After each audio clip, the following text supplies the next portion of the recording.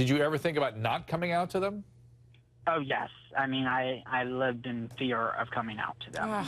Yeah, but I gotta say, you know, Karama, help me with this, and maybe Wendy, you can too. But I sometimes recommend to young men they don't come out if they know there's going to be a terrible. David didn't know there's going to be a terrible reaction, but if you know it's going to be a horrible reaction, don't do it. You know it's going to be bad. Do you agree with me or no? No, I do agree with you, Dr. Drew. Of course, this is something that as I work with LGBT youth daily, I tell them that I want you to be yourself. That's how the process I had to go through. But you have to have a safety plan. You have to figure out what resources you have, what community allies you have, just like this young man has. He has a friend that he could turn to. Because if you're in a dangerous position, you do not know how people are going to react when a situation is escalated. And we want to make sure that doesn't happen. And also, if I could briefly say this, Dr. Drew, that I want to say that I empathize. I do not condone at all the behavior of the parents, but I do empathize with them because as someone who's LGBT, I understand that there's a process that parents have to go through.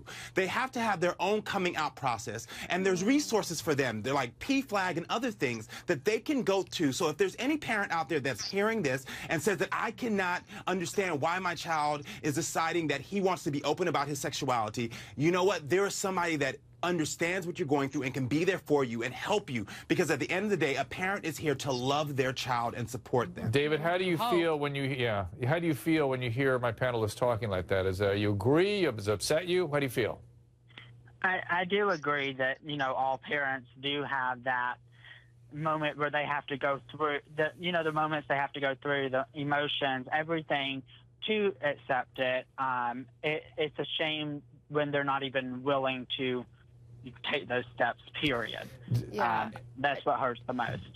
Go ahead, Wendy. Dr. Drew, I want to go just one step further. As you know, this is a really critical time for identity formation. And perhaps David was trying to establish himself, separate a little bit from his family of origin. And this conflict was actually helping you. I hate to say it, David, and I'm sorry it ended up in physical violence, and I'm glad you're well. But this sort of helped you separate so that you can better reaffirm who you are. Because I love the fact that you understand the science, you understand the biological news, and you were able to stand pretty firm about who you are. Well, I want to get Deneen in on this too, because as you know, Deneen has a way of seeing things very uniquely. I'm wondering how she's going to add to this conversation. Go ahead, Deneen. Well, what's sad is that we teach our kids as parents to be honest and truthful and forthright, and unfortunately, that was met in this situation with hostility and violence, and that's awful. So, you know, it's probably best that he's not living there anymore anyway. But at the same time, this is their house. These are their beliefs. They pay the bills. He's an adult. So it's probably a good idea for him to take this opportunity to now move on in his life, because no matter where you are and what you do, people are not going to always accept you for who you are. And so that's just the reality of life. So but these are his parents. Yeah, it's sad, though. Go ahead, Sam. It's sad when it's a family of origin, these relationships are ruptured. It's very sad when it's your family. You expect more out of your own family. I can't imagine my family beating me, disowning me, and kicking me out on the street. But I did want to bring up the silver lining. And, David, you must see all the support that you're getting with this GoFundMe campaign. And I know you didn't set it up, but somebody set it up. And all the messages, I was reading the messages before I came on the show. A million views of the video. The people have donated more than almost 30,000. 33,000. There it is, almost $34,000 now. So go ahead, Sam, finish up. I hope that that's giving him some strength right now, and to just reaffirm that you're not alone, and be you and be proud of who you are. And my instinct is your parents are going to come back around, Yeah, I David. suspect they might. But Dave, what do you say?